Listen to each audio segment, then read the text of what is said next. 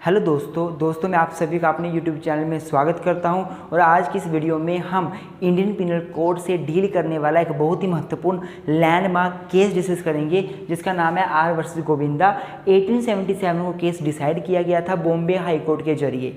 दोस्तों वीडियो को आगे बढ़ाने से पहले मैं आपसे रिक्वेस्ट करूँगा, प्लीज़ हमारे चैनल को अभी सब्सक्राइब कर लें, वीडियो को अभी लाइक कर दें, क्योंकि हम लोगों को आपके एक लाइक से ज़्यादा मोटिवेशन मिलती है। हम और वीडियोज़ आपके लिए लेकर आते हैं। और चैनल को सब्सक्राइब करके बेल आइकन पर ऑल नोटिफिकेशंस के लिए क्लिक जरूर कर लें, सो दैट आपको आगे आने वाली लॉ के रिगार्डिंग, सोशियोलॉजी के रिगार्डिंग, पॉलिटिकल साइंस के रिगार्डिंग सभी वीडियोज़ की नोटिफिकेशन मिलती रहे। तो आइए दोस्तों आज की वीडियो को शुरू करते हैं।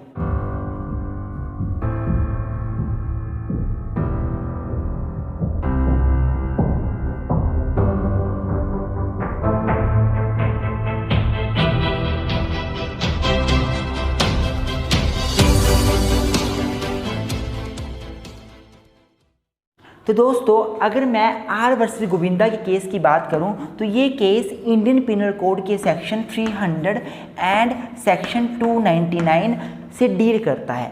आईपीसी का सेक्शन 300 जो है वो बात करता है मर्डर क्या होता है, वो हमें बताता है कि मर्डर क्या होता है। और जो 299 है वो हमें बताता है आईपीसी का कि कल्पेबल होमिसाइड क्या होता है। कल्पेबल होमिसाइड क्या होता है मेरे दोस्तों, अगर आप इन दोनों सेक्शंस को पढ़ोगे, 299 को पढ़ोगे, 300 को पढ़ोगे, तो इनको पढ़कर आपको पता चलेगा कि मर्डर क्या है और कल्पेबल होमिसाइड क्या है। लेकिन दोनों सेक्शन आपस में इतने मिलते हैं कि मर्डर क्या होगा, कल्पेबल होमिसाइड क्या होगा, इनमें डिफरेंस करना बहुत मुश्किल हो जाता है। तो हमारे honourable high court of Bombay के सामने 1877 में सबसे पहले ये क्वेश्चन आया था आर वर्सेस गोविंदा के केस में। आर वर्सेस गोविंदा के केस में बॉम्बे हाई कोर्ट के सामने सबसे पहली बार ये क्वेश्चन आया था कि कल्पेबल होमिसाइड और मर्डर, इन दोनों में डिफरेंस क्या क्या है। तो मेरे दोस्तों इस केस के फैक्ट्स के साथ शुरू करते हैं। तो मेरे दोस्तों अगर मैं इस केस के फैक्ट्स की बात करूं तो इस केस में क्या हुआ था, गोविंदा 18 साल का था और इसकी वाइफ जो थी 12-13 साल की थी। दोनों हस्बैंड वाइफ के बीच किसी बात को लेकर झगड़ा हो जाता है और गोविंदा अपनी वाइफ को मुक्के मारना शुरू कर देता है। शुरू में वो अपनी वाइफ के पीठ पर मुक्के मारता है, उसके जो है बाजू पर मुक्के मारता है। वाइफ को इतना जो है इसका हर्ट नहीं होता, हाँ हर्ट तो होता है पर उसकी मौत नहीं होती इसके कारण। लेकिन बाद में वाइफ नीचे गिर जाती है। जब वो नीचे गिर जाती है तो हस्बैंड अपनी क्रूरता को रोकता नहीं, क्रूएल्टी को रोकता नहीं, बल्कि नीचे गिरी हुई वाइफ को फेस पर मुक्के मारना शुरू करता है। उसकी खोपड़ी पर, फेस पर अच्छे से उसको मुक्के मारता है। फाइनली होता क्या है, होता ये है कि वाइफ की डेथ हो जाती है। इसी वजह से गोविंदा के ऊपर केस चलता है कि इसने क्या किया है, इसने मर्डर किया है, इसने मर्डर किया है। मर्डर का केस चल पड़ता है। लेकिन बॉम्बे हाई कोर्ट पर के सामने जब केस जाता है तो बॉम्बे हाई कोर्ट के सामने सबसे पहला इशू यही बन के तैयार होता है कि गोविंदा को मर्डर के लिए सज़ा देनी है या कल्पेबल होमिसाइड के लिए। तो हमारे ऑनरेबल हाई कोर्ट के सामने इशू बना कि what is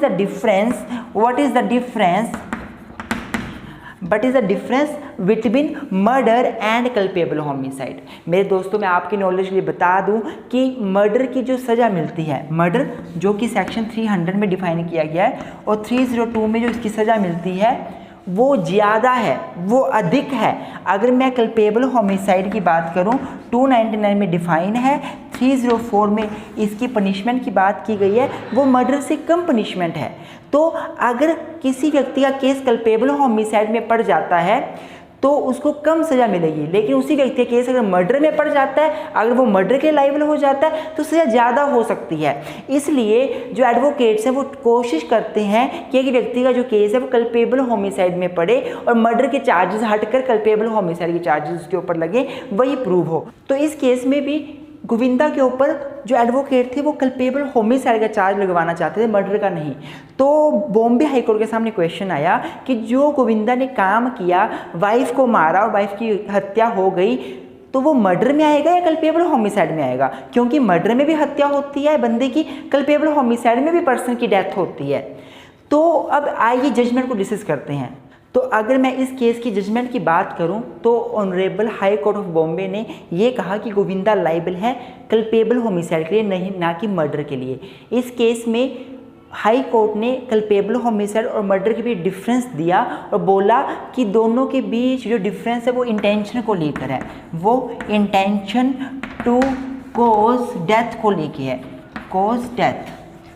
honourable high court ने बोला कि मर्डर के केस में एक पर्सन की दूसरे पर्सन को मारने की इंटेंशन होती है, उसका इरादा होता है, इंटेंशन होती है, लेकिन कल्पेबल होमिसाइड में इंटेंशन नहीं होती किसी को मारने की, ऐसा हमारे ऑनरेबल हाई कोर्ट ने बोला।